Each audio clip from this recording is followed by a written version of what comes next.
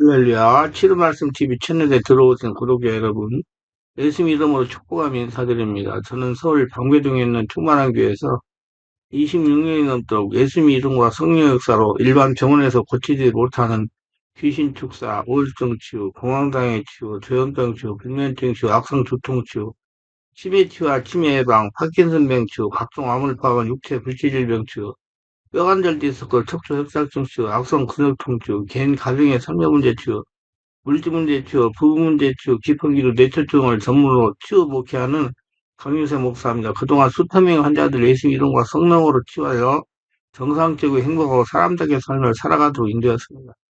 그리고 목회자들 말씀과 성령의 세례로 강한 불과 성령의 은사 능력받아 전인치유 사역사로 치유 목회하도록 훈련했습니다. 특별하게 저와 같이 교회를 개척하여 치유 목회를 하시겠다고 준비하는 목회자가 계시다면 저에게 전화나 저의 메일로 사정을 설명하기를 바랍니다. 그럼 제가 상세하게 안내해 드리겠습니다. 찾아오시면 열정적으로 안수기도해 드리면서 성령 하나님께서 저에게 역사하시는 성령의 권능과 성령의 은사와 치유 목회의 비결을 전수해 드리겠습니다. 사정에 따라 선교 차원을 1대1로 전수해 드릴 수가 있습니다. 지금도 매주 월화 금토 오전에 귀신축사 네트워크 깊은기도 치유집회를 진행하고 있습니다. 어느 목사님의 말을 빌리면 목사님들 일부가 질병이 많아서 걸어다니는 종합병이라고 말씀하셨습니다. 말씀과 성령으로 치유받아 건강하게 사람답게 살면서 목회하시고자 하신다면 전화 연락하시고 오셔서 성령 세례로 강한 불과 성령의 은사와 능력받고 치유받아 새로운 삶을 살아가시기를 바랍니다. 오늘을 편안하게 보내시기를 바랍니다. 제가 본인의 의지와 대상에 따라 선교 차원으로 성심성의껏 치유하여 정상적인 삶을 살아가도록 인도해 드리겠습니다. 특별하게 구정 명절 기간인 2월 16일부터 18일까지 매일 오전에 하나님의 음성을 들으며 치유받는 집회를 진행할 것입니다. 관심 있는 분들은 참석하시기 바랍니다. 구정 명절이 지난 2월 23일부터 매주 월요일 예언사 집중훈련을 12주 동안 할 것이고요. 화요일은 귀신주와 신원사사역 집중훈련을 12주 동안 할 예정입니다. 관심이 있는 분들은 미리 등록하시고 참석하시기를 바랍니다. 특별히 상태가 중한 분들과 성령의 강력한 권능과 은사를 빨리 받고 싶은 분들에 대해서는 매주 토요일 주일 13시 30분부터 예약하여 개별 특별 집중치유 시간을 갖고 있습니다. 한 번에 2명밖에 할 수 없으므로 필히 일주일 전에 예약을 해야 됩니다. 대상은 이런 분들입니다. 여기서도 저기서도 성령의 불과 성령의 은사와 축사 능력을 받지 못한 분, 병원에서 고치지 못하는 귀신 역사, 불치병, 난치병을 빨리 치유받을 분, 목과 허리 디스크, 허리 어깨 통증, 근육통, 온몸이 아프고 무거움에서 치유되어 해방받고 싶은 분, 어느 날 본인의 우울증, 공황장애, 조현병, 불면증, 조울증을 빨리 치유받을 분, 가슴이 답답하고 기도가 힘이 드는 분, 짜증과 슬기가 심해서 대인가기 어려운 분, 깊은 기도하는 습관이 되기를 원하시는 분, 방언 기도를 바르게 강하게 하고 통미관을 하고 싶은 분, 다시는 하나님과 영의 통로를 뚫어서 잘 풀리는 인생을 살면서 하늘나라 영광을 돌릴 분, 성령의 불로 세례를 강하게 받고 싶은 분, 최단 기간에 성령 치유 은사와 신의 은사와 축자 능력을 받고 싶은 분들입니다. 오시면 자신이 눈과 몸으로 느끼고 주변 사람들이 알아볼 정도로 획기적이고 강력한 능력과 치유가 체험적으로 나타납니다. 반드시 일주일 전에 전화 확인하시고 예약해야 됩니다.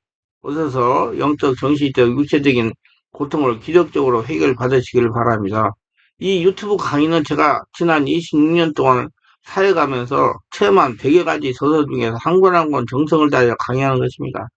다음 동영상은 매 기도 집회간, 안수 기도간 성령의 강력한 불의 역사를 일어나는 개별 치유 맛보기 영상입니다.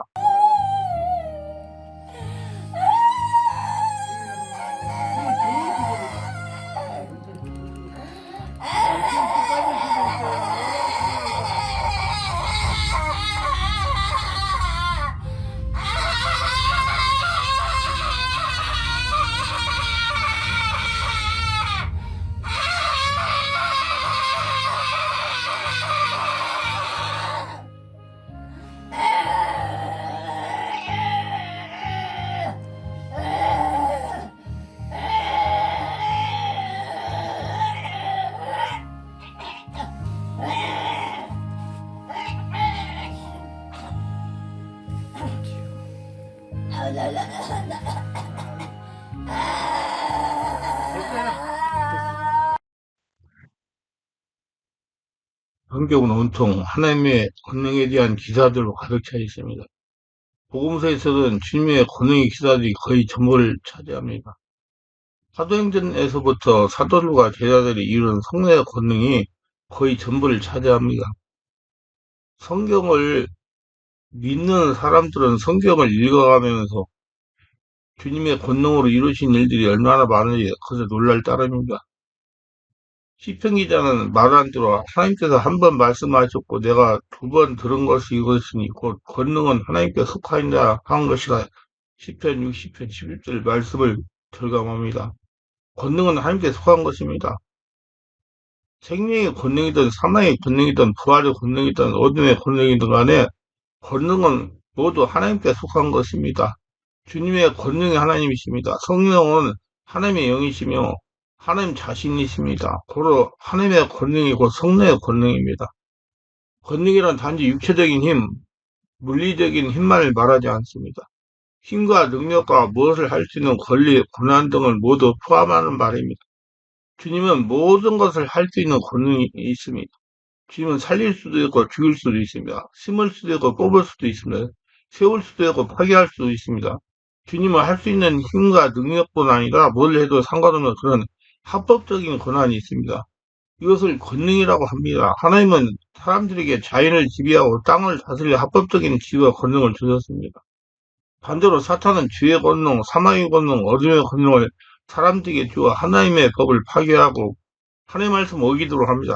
성령의 권능과 말씀의 권능 아래 있으면 우리는 하나님의 법대로 삽니다. 하나님의 뜻을 행합니다. 그러나 마귀의 권능 아래 있으면 그는 죄의 소욕대로 삽니다. 하나님의 모든 것을 권능과 함께 임하십니다. 복음은 복음의 권능, 부활은 부활의 권능으로 임하며 성령은 성령의 권능으로 임합니다. 권능이 없는 단지 말뿐인 진리는 진리가 아닙니다. 그건 종교의 철학입니다. 종교와 철학은 가르침과 계명만 있을 뿐 권능이 없습니다. 거짓말하지 말라는 가르침은 있지만 거짓말을 싫어하는 마음, 하지 않을 수 있는 힘은 주지 않습니다. 율법의시 마찬가지입니다. 명령은 있지만 명령을 수용할 힘을 주지 않습니다. 그러나 복음은 하나님의 권능입니다. 복음의 내용을 이론이나 말이나 아니라 실제 그대로 이루어지는 능력을 주십니다. 십자가는 하나님의 권능입니다. 십자가의 죽음이 단지 역사적 사실로서 남의 얘기로 그치는 것이 아닌 것은 십자가의 피와 죽음이 나의 죄사함, 나의 죽음으로 만드는 권능이 있기 때문입니다. 성령은 권능입니다. 하나님이십니다. 삼위 하나님.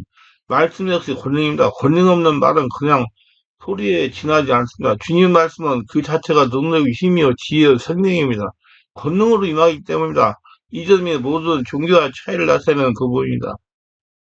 현대 교회가 안고 있는 문제는 이것입니다. 주님을 믿지만 주님의 권능은 없고 성령은 받았는데 성령의 권능은 없고 말씀이 없고 보기는 하지만 말씀의 권능이 없다는 겁니다. 복음을 알고 믿는다고 하지만 복음의 권능을 모릅니다. 교회는 성령의 권능에 대해서 많이 가르치고 설교합니다. 그러나 이 권능이 단지 방언을 하고 병을 고치는 식의 표적에 기대한 것은 고작입니다. 이런 성경도 모르고 하나님의 권능도 알지 못한 데서 오는 오해입니다. 하나님의 권능이란 무엇입니까? 하늘을 날고 바다를 걷고 땅을 가르고 병자를 고치고 죽은 자를 일으키는 것을 하나님의 권능인 줄 알면 빙산의 일각이 전부를 아는 것입니다. 우리 이 시간에 우리에게 주신 하나님의 권능에 대해서 알기를 원합니다. 이것은 반드시 알고 사용해야 됩니다. 사도 바울은 디도이를 그분의 강력한 권능의 활동을 통하여 믿는 우리에게 베푸신 저게 큰 권능이 어떤 것인지 너희로 하여금 알게 하시기를 구하노라. 입에서 2장 19절에 말씀했습니다. 믿는 우리에게 베푸신 지혜의 큰 권능이란 어떤 것입니까? 성경이 말하는 하나님의 권능은 이것입니다. 첫째 복음입니다. 그제 복음이 믿는 자에게만 하나님의 권능입니다. 내가 그제 복음을 부끄러워하지 아니하노니 이는 이 복음이 믿는 자의 모든 구원에 이르게 하시는 하나님의 권능이기 때문이라. 먼저 유대인에게 또한 그리스도인에게로다. 로마서 1장 66절. 홍해가 갈라지고 열애성이 무너지고 반석이 갈라져 불이 터져나오는 일 등 놀라운 하나님의 권능이지만 사람을 구원하는 데 이르게 하는 권능은 아닙니다. 그지 복음은 외적 변화가 아니라 믿는 자리에 일어난 일대 내적인 변화의 능력입니다. 주제 십자가를 선포하는 것입니다. 이는 십자가를 선포함이 멸망하는 자들에게는 어리석은 것이로되 구원받은 우리에게는 하나님의 권능이 되기 때문이다. 고린도서 1장 18절. 십자가는 지성을 자랑하는 그리스 사람들에게는 어리석은 것이었습니다. 전혀 새로운 철학도 가르침도 아니었고 신선하고 기발한 아이디어도 아니었어요. 그들에게 십자가는 심오한 깊은 학문이나 상부의 볼만한 무엇이 아니었습니다. 그냥 어리석게 그지없는 이야기에 불과했습니다. 유대인들에게는 걸림돌이었습니다. 다른 이야기는 몰라도 십자가는 입에 담기도 싫은 그런 얘기였습니다. 그러나 믿는 자들 구원받은 우리에게는 이것이 바로 하나님의 권능이라는 것입니다. 주님의 사역을 위해 권능을 구하고 있는 것입니다. 저는 설교자로서 목사로서 치유 사역자로 선지자로서 이 능력이 필요합니다. 성경이 이것은 너희 믿음이 사람의 지혜 있지 아니하고 오직 하나님의 권능에 있게 하려 합니다. 고린도서 2장 5절 말하기 때문이다. 남의 주석서나 신학 책들을 통해 배운 사람의 지혜나 교리를 결코 가르쳐 싶지 않습니다. 말의 지혜로 선포하고 싶지 않습니다. 성경은 말합니다. 진리의 말씀과 하나님의 권능과 오른손과 왼손에 든 의의 병기로 그리하여 고린도서 6장 7절. 우리는 진리의 말씀과 더불어 하나님의 권능이 있어야 됩니다. 초자연적인 권능, 귀신이 떠나가고 죽은 자가 살아나는 권능이 없을 때 아무도 듣지 않습니다. 우리는 주의 권능을 구해야 됩니다. 저절로 임하는 것이 아니라 구해야 임하는 겁니다. 성경은 말합니다. 주와 그분의 능력을 구할지어다. 항상 그분의 얼굴을 구할지어다. 시편 105편 4절. 성경은 구하라고 말씀합니다. 주와 그분의 능력을 구하십시오. 주님은 너희가 악할지라도 너희 자에게 좋은 선물을 줄 줄 알거든. 하물며 하늘에 계신 너희 아버지께서 구하는 자에게 성령을 주시니 아니하겠느냐 하니라. 누가복음 11장 13절 말씀했습니다. 성령은 믿는 자에게 주는 것이며 특히 구하는 자에게 주시는 것임을 말하고 계십니다. 그래서 구해만 하자 아침 저녁으로 능력을 부어주기를 구하시오. 지혜를 부어주시기를 구하시오. 하나님이 이미 주신 것들을 더욱 활발 타오르게 해주시도록 구하시고 없는 것들을 새롭게 해주시도록 구하세요. 이것이 중요합니다. 선사한 기름 부음을 구하세요. 신선한. 그러나 주께서 내 뿔을 들소의 뿔같이 높으셨으면 내가 신선한 기름을 부으셨나이다. 시편 90편 10절. 우리가 마귀와 싸우려면 마귀의 권능보다 더 큰 권능이 필요합니다. 마귀 귀신은 4차원이기 때문에 4차원 마귀 귀신보다 더 강한 권능이 필요하기 때문에 초자연적인 성리의 권능, 5차원의 초자연적인 권능이 필요합니다. 세상을 이기려면 세상보다 더 큰 힘이 필요합니다. 죄를 이기려면 죄의 권능보다 더 큰 권능이 필요합니다. 주님 위해서 일을 하고자 한다면 주님의 권능을 구하세요. 우리 자신과 지혜는 보잘것없는 것들입니다. 하나님의 권능은 영적인 삶을 살기 위해 승리를 위해서 필수적입니다. 하나님은 권능의 하나님이십니다. 하나님의 권능은 한마디로 전능이란 말로 표현됩니다. 이 권능에 대해 알지 못할 사람들은 하나님을 제한하고 오해하게 됩니다. 사두개인들이 부활을 불신하고 부정한 것들 그들이 성경을 알지 못하고 하나님의 권능을 알지 못했기 때문입니다. 예수께서 그들에게 대답하시되 너희가 성경도 알지 못하고 하나님의 권능도 알지 못한 거로 잘못된 거 아니냐 그랬습니다. 사람은 어느 학교에 나오고 얼마나 공부했는지 간에 성경을 알지 못하고 하나님의 권능을 알지 못할 때 우리의 빠지게 됩니다. 하나님의 권능을 알지 못하고 미침할 때 신자들이 할지라도 잘못되게 되고 주님을 격려하게 만드는 겁니다. 하나님의 권능을 알지 못할 때 주님 말씀이 심하게 되고 의심하게 되고 불신하게 되는 겁니다. 사람들이 크게 오해하는 또 한 가지는 성령의 권능이 임하는 것이 나를 초인적으로 만들어주거나 명예나 높임을 받게 해주는 것이라고 생각하는 겁니다. 성령의 권능은 우리에게 박해를 받을 수 있는 힘을 줍니다. 주님이 주신 권능은 성도들의 고난에 동참할 수 있어요. 그러고도 너는 우리 주위의 증거와 그분의 갇힌 자된 나를 부끄러워하지 말고 오직 하나님의 권능에 따라 복음의 고난에 참여한 자가 되라. 디모데 1장 8절. 이보다 더 분명한 확실한 권능은 없습니다. 모욕과 수치를 받고 죽을 힘이 어디서 생기납니까? 성령의 권능이 임할 때 생깁니다.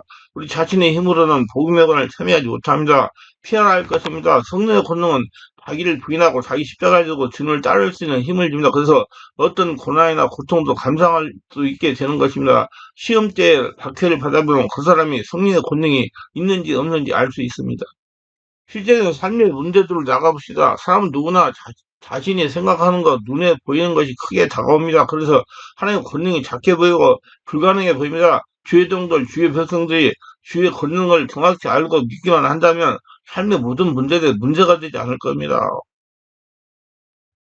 하나님 믿음의 삶이라 사는 모든 성도들에게 먼저 하나님의 권능을 알게 하시고 또 권능을 쓰게 하시고 자신의 전능자 하나님의 시설 계시하시고 믿게 하십니다.